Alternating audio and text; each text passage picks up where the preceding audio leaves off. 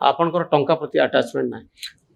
ଏପର୍ଯ୍ୟନ୍ତ ଯଦି ଆପଣ ମୋତେ କହିବେ ଟଙ୍କାଟା କିଏ ତିଆରି କରେ, ଲୋକେ କହନ୍ତି ଭଗବାନ କରିଦିଅନ୍ତି।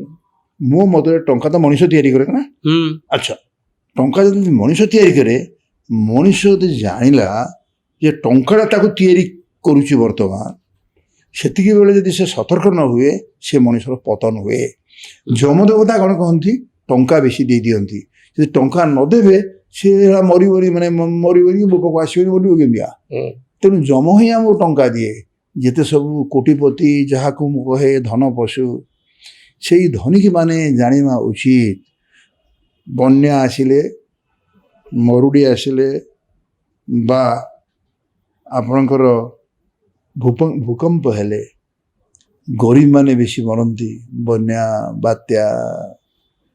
କିନ୍ତୁ ଆକାଶ କୁଲାରେ ଭରା ଅପାଛୁଡ଼ା ଖରା, ବରଷା କି ଗଡ଼ୁଥାଏ ଗୋଡ଼ି ପରି ବର୍ଷ ସାରା, ମାଟିର ମୁଠାରେ ଯଦି ନଦୀରେ ଧରା, ଟାଣ ଖରା ମେଘ ହାରା, ଜୀବନ ପାଲରେ ତୋର କାଚର ଟୁକୁରା।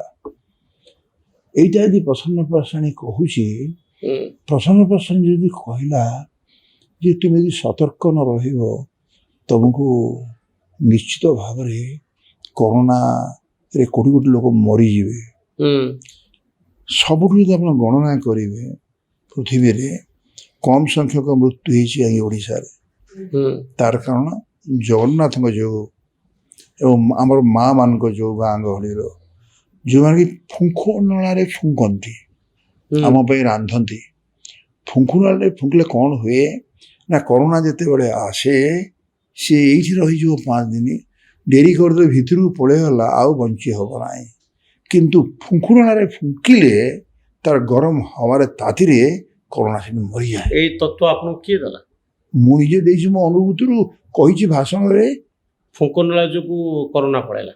ହଁ, କରୋନା ପଳେଇଲା କୋଉଠି, ମାନେ କରୋନା ଆସିପାରିଲାନି, ପଳେଇଯାଏ।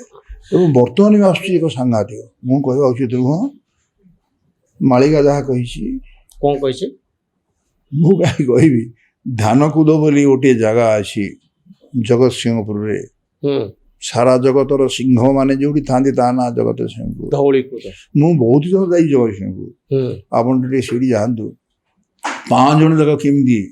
ଆପଣ ଧ୍ୟାନକୁଦ କହୁଛନ୍ତି ନା ଧଉଳିକୁଦ କହୁଛନ୍ତି? ନାଇଁ, ଧାନକୁଦ କହୁଛି, ଧଉଳିକୁଦ କହୁନି। କୋଉ ଜାଗାଟା କହିଲେ ଜଗତସିଂହପୁର?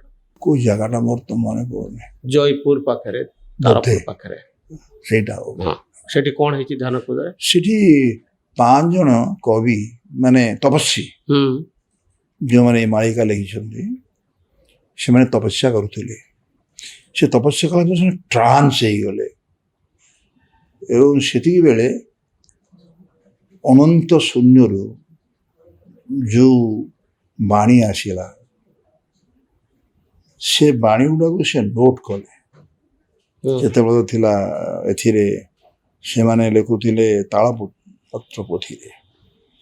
ଏବଂ ସେଇ ବାଣୀଟା ଏତେ ସତ୍ୟ ହେଇଛି, ଆପଣଙ୍କର ଓଡ଼ିଆ ଜାତି ସାରା ପୃଥିବୀକି ଦେଇଦେଲା। ସେଇଟା ହେଉଛି ବାନ୍ଧିଲେ ଯେଉଁ ମାସ୍କଟା ନଥିଲା, ଓଡ଼ିଆ ଜାତି ଏତେ କେହି କହୁନାହାନ୍ତି। ମୁଁ କହିଦେଉଛି, ପ୍ରକୃତରେ ଏତେ ବଡ଼ ଓଡ଼ିଆର ଜାତିର ସବୁ ରହିଛି। କୋଉ ଜାତିର ଅଛି ମୋତେ କହିଲେ? 20,000 ଶବ୍ଦରେ ଇଂରେଜ ମାନେ ଆମକୁ ଫ୍ଲେଇଂ ଶାସନରେ ରାଜତ୍ୱ କରୁଥିଲେ। ଯେତେବେଳେ ଶେଷ କମିଶନର ଶିକ୍ଷାର ମ୍ୟାକ୍ଲେ, ତାଙ୍କ ମା କହିଲେ, ପୁଅରେ ମାତିଗଣି ସବୁ ବର୍ତ୍ତମାନ, ପଡ଼ିଆ ଛାଡ଼ି ଭାରତବର୍ଷ। ନା, ମୁଁ ଯିବି, ମୁଁ ବି ରହିବିନି, କିନ୍ତୁ ଯିବା ପୂର୍ବରୁ ମୋ ଭାଷା ଇଂରେଜମାନଙ୍କ ପାଇଁ ମୁଁ ଯାହା କରିଛି, ଭାରତୀୟମାନେ ଇଂରେଜ ଭାଷା ନିକଟରେ ଗୋଲାମୀ ହେଇକି ରହିବେ। ଆମେ ସେଇ ଭାଷା, ମାନେ ଆମ ଭାଷା ଏତେ ମହାନ। ଓଡ଼ିଆ ଭାଷାର ଶବ୍ଦ ଭଣ୍ଡାର ହେଲା 3 ଲକ୍ଷରୁ ଉର୍ଦ୍ଧ୍ୱ। ତାଙ୍କର ମାତ୍ର 20,000, ତା ନିଜସ୍ୱ ନୁହେଁ, ଚୋରି କରିଛନ୍ତି।